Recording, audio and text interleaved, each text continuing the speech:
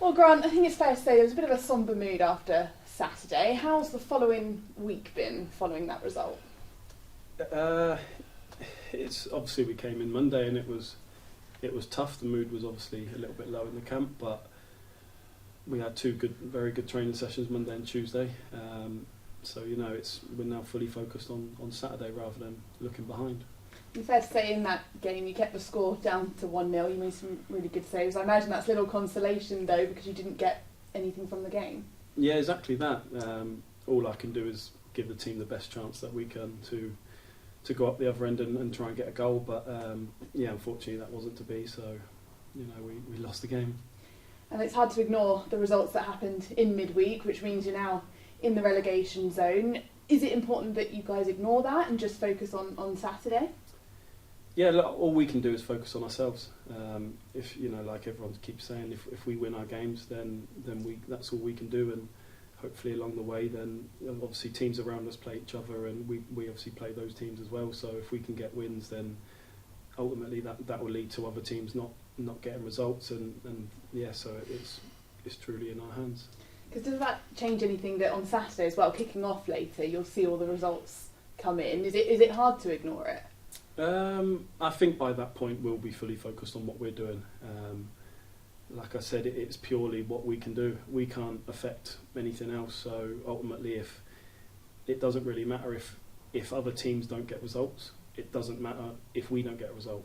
Likewise, the other way around. If we don't win the game, then it doesn't matter if other teams around us win, lose or draw. And you've got an experienced manager at the helm as well. How crucial has he been this week to keep your heads up? Yeah, massive. I think for any manager in the relegation battle, it's a tough one. His job obviously now is realistically just to keep us positive and do the best he can to get us a result on Saturday. Because this is the biggest thing now, that there's still 8 games to go and it is in your hands. Exactly that. Yeah. We've got targets as players in that dressing room. We've got targets of sort of how many points we would be looking at, how many wins or draws that we need to keep us up, and that starts on Saturday. And how hard has it been for you this season? You've had an excellent season. You've been called into action on a number of occasions, but I imagine it's tinged with the disappointment that you are where you are in the table. Yeah, exactly that. Obviously I've got a lot of credit this season, but ultimately that come the end of the season, if the results don't go our way, then that means nothing to me.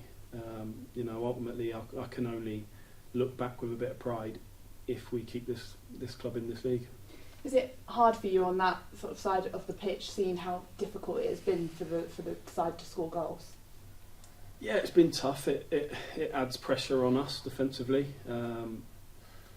Sometimes we think that we need to be perfect as a back 4 or 5, because obviously we do lack in goals, but we've got faith in the boys, and hopefully starting Saturday that will come. And it is Southend up next, who have had similar off-field issues as well. They're on a bit of a tough run, but that can be dangerous playing a team that's lost 7 in a row. Yeah, it can be. I think the first 10-15 minutes, the manager spoke about it this morning, the first 10-15 minutes of that game will be crucial. Again, if either team starts slow, then that will give them the sort of the impetus to get on the front foot and really sort of get on the game and sort of try and get a result. But so for us, we've got to look to start fast, and hopefully that will get their heads down. And the attendances at Hewish Park are on the up. It was hard for the fans to get behind you guys on Saturday, but how crucial can they be in this last run-in? Yeah, I think they'll be massive. They can be massive, but ultimately it's also, we need to give them something. We can't just rely on them to start cheering us when we played like we did on Saturday. It's fully expected that they pay their money to come and watch us, and ultimately they're entitled to their opinion. So if they don't think we're doing well, then they're entitled to that. So it's for us to start on the front foot, sort of try and play some football and get some, start attacking that goal, and they'll be behind us. Thanks for your time, Grant. Grant, do you find, you're kind of the last line of defence, And in a situation like we find ourselves at the moment, do you find there's more pressure on you being the goalkeeper? Because, as I say, you're the last line of defence. If everybody else cocks up and you don't, that's fine. But, you know, how does it work? Does it get to you? I can't say it has this year, but ultimately the pressure does add when you know that we're not, you know, and this isn't sort of a dig at the strikers, this is in general terms, when we don't create 5, 6, 7 chances a game. So we know that we might only create 1 or 2 chances. So that does add a bit of pressure, because we know, okay, look, if we keep the ball at the back of the net, if we concede 1 goal or if we concede 2 goals, the stats don't lie. We're not going to score more than that, because we haven't done all season. So yeah, it does add a little bit of pressure, but that's the job.